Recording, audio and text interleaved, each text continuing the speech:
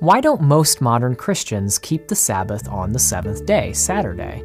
One popular belief is that it's because God changed the Sabbath to Sunday in the New Testament. For instance, the Westminster Confession states, "From the beginning of the world to the resurrection of Christ, the Sabbath was the last day of the week, and from the resurrection of Christ was changed into the first day of the week."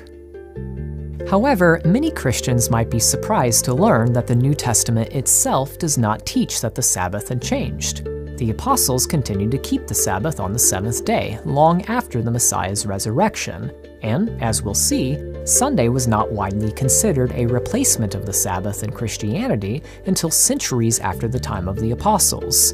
Some might say that the New Testament speaks about the apostles meeting on the first day of the week, Sunday. There is one, maybe two passages that mention early believers meeting on Sunday. However, there is no indication that these were weekly meetings, let alone that the earliest Christians had any intention of changing the Sabbath.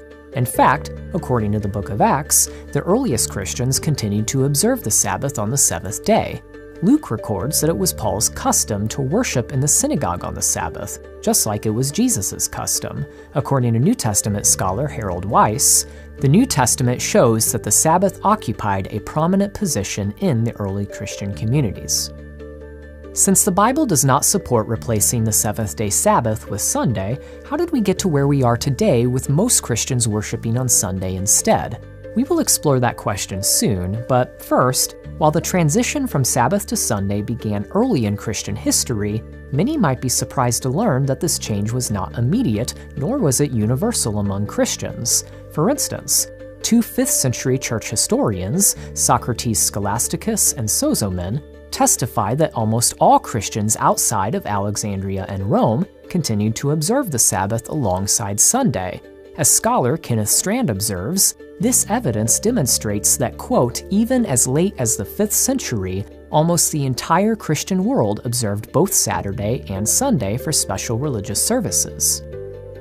So, the earliest Christians did not consider Sunday a replacement for the Sabbath. Again, outside of Alexandria and Rome, most Christians observed both days. So, what happened? Well, during the 1st and 2nd centuries AD, there was a growing conflict between Jews and the Roman Empire.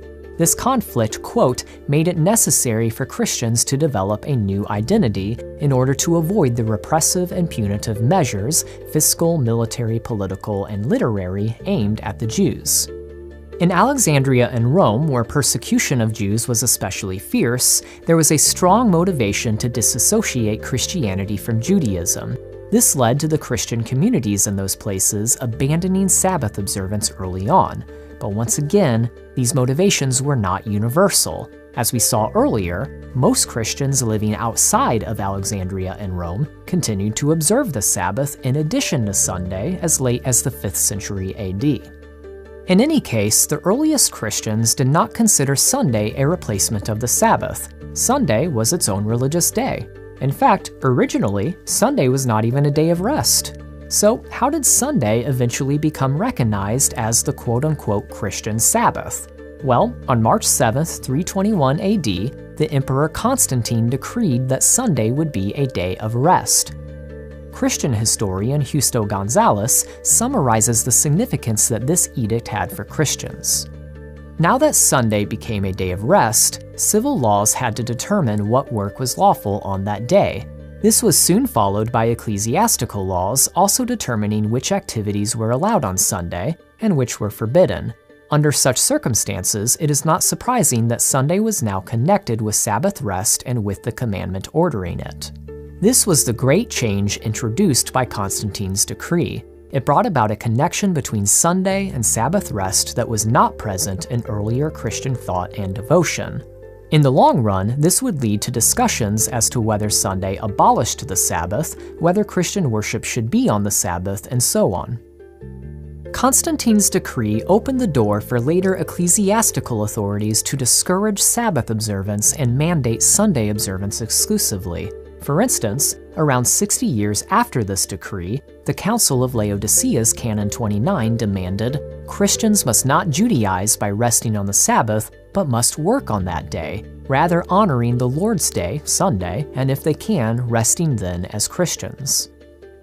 As time went on, church authorities increasingly disparaged Sabbath observance and promoted only Sunday observance, as Strand remarks. This process brought about a widespread conflict of Sunday with the seventh-day Sabbath, and eventually in medieval times this Sunday Sabbath came to displace the original Saturday Sabbath generally throughout Europe. After the Reformation, in English-speaking countries, Sunday not only replaced the Sabbath, but also even came to be called the Sabbath. Protestant Christian confessions, sermons, and literature from this period all affirm the Sabbath commandment, yet Sunday is what is meant. So the Sabbath was changed from Saturday to Sunday not by the scriptures, but by political edicts and church councils centuries after the time of the apostles. To be clear, there is nothing wrong with going to church on Sunday, or any other day for that matter. Historically, we know that Christians did hold religious services on Sunday. However, there is a problem when we break commandments for the sake of keeping traditions. We must not be like the Pharisees whom Jesus rebuked by saying, "You have a fine way of rejecting the commandment of God in order to establish your tradition." May we as Christians uphold the scriptures as our final authority. The fourth commandment says to honor the Sabbath. The seventh day, not the first day or any other day, is a holy day that God told us to keep. Let's obey the scriptures like the apostles did and remember the Sabbath.